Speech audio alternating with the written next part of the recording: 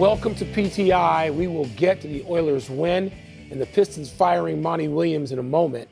But we begin with the passing of Willie Mays at the age of 93. Mays was a giant of the game in every sense. After joining the Birmingham Black Barons of the Negro Leagues when he was just 16, Mays won Rookie of the Year for the New York Giants when he was 20. He missed nearly 2 full seasons to serve in the Army during the Korean War, but returned in 1954 to win MVP and helped the Giants sweep Cleveland in the World Series, making the greatest catch in baseball history in Game 1. Mays is on the shortest possible list of greatest sporting icons in American history. I've known for 40 years that Sandy Koufax and Willie Mays, Tony, were your baseball idols. So first, my condolences on losing one of them. And when I heard this news, I immediately wondered what your thoughts are of the great Willie Mays. Yeah, so you know, because we've had this conversation many times. Willie Mays was definitely my idol. When I was a little kid, when the Giants and the Dodgers were still in New York and I was growing up, my dad was sort of kind of a Giants fan. And the first baseball game I ever saw, he took me to in the Polo Grounds to see Willie Mays. Wow. I remember very little of it, except for the fact that I looked at the Polo Grounds. I'd never been in a big league field, and I just thought this is the largest place in the entire world. When the Giants and Dodgers moved to California, I was then a Giants fan on my own, and I listened to what were called recreations of the games. When they played in San Francisco, there was an announcer, I think his name was Les Kiter, and the wire service would send him pitch by pitch, and he'd read it, and he'd have, you know, accoutrement with him. If it was a hit, he'd bang something on the, on the table, so it sounded like a hit. I did all of that. When I got my first job as a sports writer at Newsday, and I was 22 years old, I asked and volunteered, as you have done in your life, to write a sidebar on a game when the Giants came in to play the Mets, because I wanted to see Willie Mays live, obviously, and I wanted to see him in the clubhouse. And as we both know, this is a mistake. Never meet your idols. Never do it. It's not what you want it to be, but I'm so glad that I did it. So let me get to his career. Willie Mays is not the greatest hitter of all time. Ted Williams is. He's not the greatest power hitter of all time. Babe Ruth is. He's not the greatest base stealer of all time. He's not the greatest fielder of all time.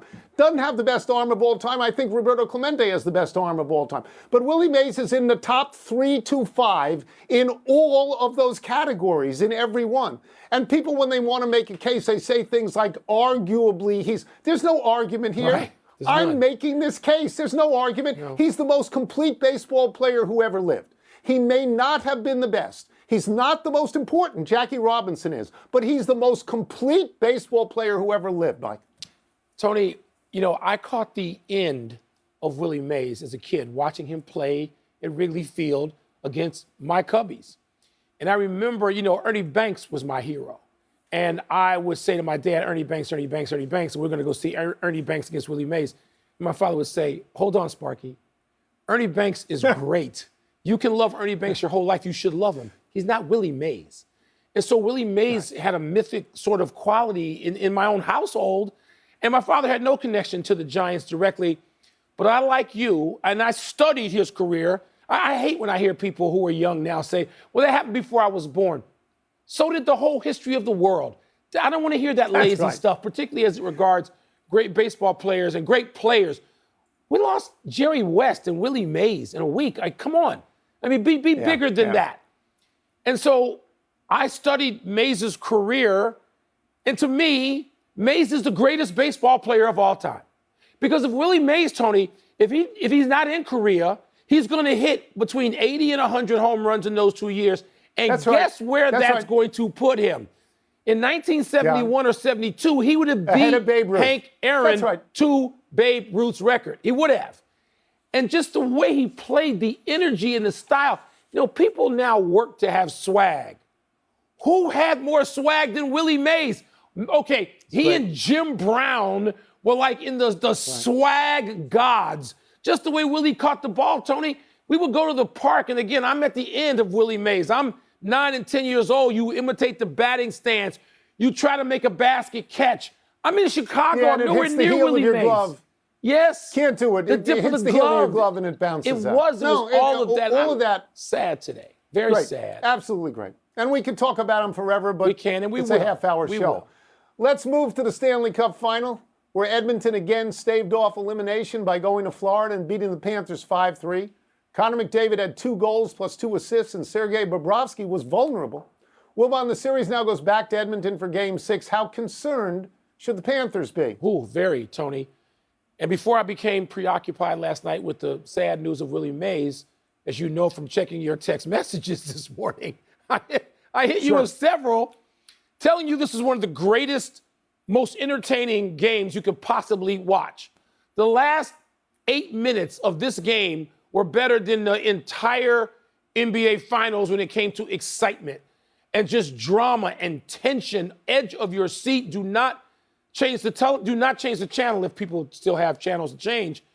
But when Kachuk slides down into the net to smack the puck away to preserve a 1-goal deficit to try to tie the game, the desperation of it said everything you needed to see. And Connor McDavid, he was as great as we all want him to be and are told that he is.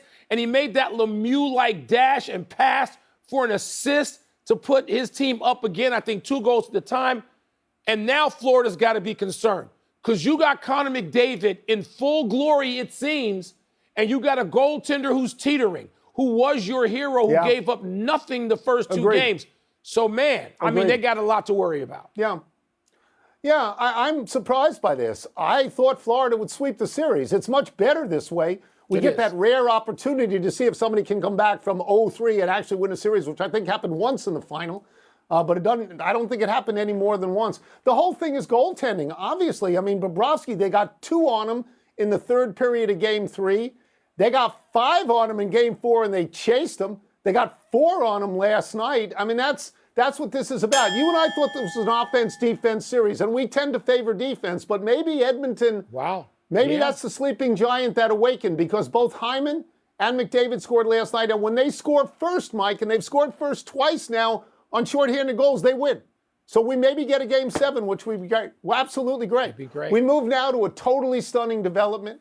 The Detroit Pistons, who just 1 year ago hired Monty Williams as coach and agreed to pay him $78.5 million over 6 years, have fired Williams, canned him, given him the boot. They still owe him $65 million plus. Wilbon, how should Williams feel about this? He should feel, according to us, he should feel grateful that he's freed from the Detroit Pistons, okay? And the mess that they have been through, no fault of his. He inherited the mess. They paid him all the money to come in and clean up the mess on aisle 6. Okay, so let me just say, a couple of weeks ago, I talked to Monty Williams at length about nothing to do with the Pistons. Nothing to do with Pistons. Other league things we want to talk about. I've only known Monty Williams, and you and I have been aware of Monty Williams since he played high school basketball here in D.C. So this is a long life thing. And Tony, Monty was working on Pistons stuff when we talked. I didn't ask him about any of it, but he's working. Tony is in May. Okay, he should be on vacation. He could be on an island somewhere. He's working on getting the Pistons better. That's how dedicated he was to this, that contract, his craft, what he knows that he wants to do with his life. And so I got nothing but love and admiration for Monty Williams. He'll get another job when he wants, if he wants. And, you know, good for I'm gonna hug him when I see him because I'm happy for him. So let me go back to the original question. How should Monty Williams feel? He should feel very, very rich. If he wants to spend the rest of his life at the beach sipping pina coladas and over-tipping the waiter, he can do that. That's right. I never understood why they paid him this much money. I mean, he hadn't ever won a title. We like him very much, but they were bidding against themselves. Nobody else was going to ask Monty Williams to go coach in that moment. That's a bad team. That's a bad squad. Red Auerbach could not win with that particular team. I know that they lost 28 in a row. But after they finally won a game, and I want to get the numbers just right, they went 12-39 the rest of the season. That's not any good. But from that point on, the Wizards went 9-42, and they rehired their coach. They didn't fire the guy, and they were worse. I mean, what did they think? What did they think? He'd sprinkle everybody with magic dust and work? They have no roster. You're right on every one of those points. But remember this. The Pistons have to overpay whoever they want to come in to clean up their mess. That's why it's Well, now not it's about worse. Monty for getting over. You got to pay Now premium. it's worse. Yes. Now nobody will go Yes, there. well, Let's take a somebody break. will go. Coming up, we will ask Tim Kirchin what other legendary players had to say about Willie Mays. We'll also ask him what baseball is trying to do with tomorrow's game at Rickwood Field in Birmingham, where Mays once played for the Black Barons. So I'm 22. I'm standing in front of Mays' locker. I want to say you're my idol, and I want him to then say, let's talk for an hour. But it doesn't work that way. That's not what happens. Well, I had You that. know? I got it that with Jerry Sloan. I said, you're my idol. Actually, Karl Malone outed me. And I won't tell you what Sloan said. I'll tell you off the air.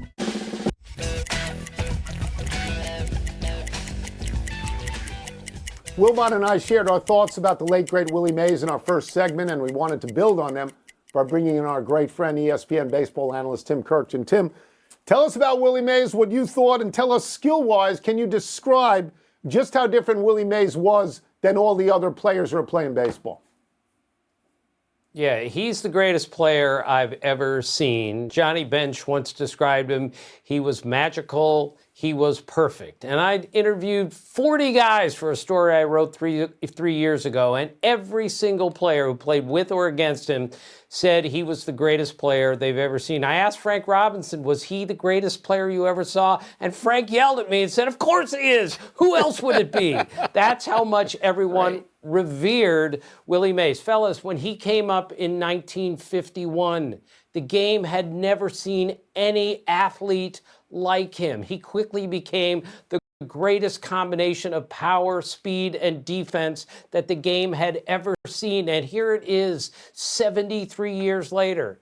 And I believe he is still the greatest combination of defense, power, and speed that has ever played the game. You guys talked about it. He hit 300 with 300 homers and 10 gold gloves. No one's ever done that. He hit 660 homers playing in that terrible ballpark at Candlestick, missed almost 2 years to military service. He would have hit well over 700 homers. He is the greatest base runner of all time from most people that you talk to, and he is the greatest defensive center fielder ever. He won a Gold Glove at age 37 in center field. Ken Griffey Jr. called him the godfather of center fielders. He is the greatest player I've ever seen, and most people have ever seen.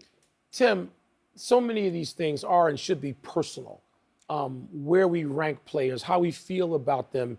You grew up a long way from the balance of Mays' career in San Francisco. I want you to personalize this.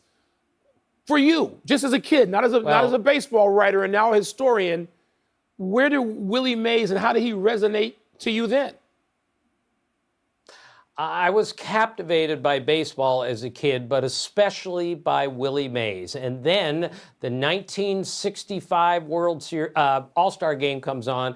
I am 8 years old. It's the first game I've ever seen on a color TV in my life, and he led off the game with a home run. From that point on, I was completely mesmerized by everything that Willie Mays did, because even at a young age, from my father to all my uncles who told me and taught me the game, they told me, this is the greatest player you will ever see. And he was that then, and he is that today. That's how personal it was for me watching Willie Mays as a little kid growing up 3,000 miles from San Francisco.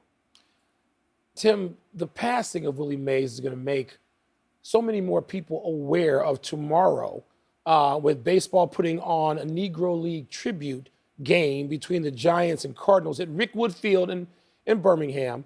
And Rob Manfred says openly that the game was meant to be a tribute as much for Mays as Negro League baseball, the celebration of. So what do you think baseball is going to do? How do you think this is going to come off in Birmingham? Well, I think it's going to be great because this is another celebration of the Negro Leagues, and what better place to do it than at Rickwood Field, where virtually every player from the Negro Leagues played, and so many major leaguers, including Babe Ruth, played a game or two at Rickwood Field. Plus, you guys know the history of baseball in Alabama. That's where Willie Mays is from. Hank Aaron is from Mobile. Billy Williams, Ozzie Smith, and of course, Satchel Paige. You get all that incredible talent that is from that region, and you put on a game to celebrate that and the Negro Leagues. It's going to be a festive and a wonderful night. I just wish Willie Mays could have gone there. I wish he could have been alive to appreciate this, but everyone will be talking about Willie Mays tomorrow night and for a very, very long time. One of the things that makes us lucky is that we're old enough to have seen him. Not everybody ever saw him. And so that which we talk about has a certain veracity because we saw it with our own eyes. Thank you, Tim. Thank you, Tim. Appreciate it, man. Thank you, fellas. Let's take one last break. Still to come, the Yankees survive a scare involving Aaron Judge. The PGA Tour grants a very special exemption so we can see more Tiger this summer and beyond. Tony, people don't realize that Ruth and DiMaggio, and they played against White.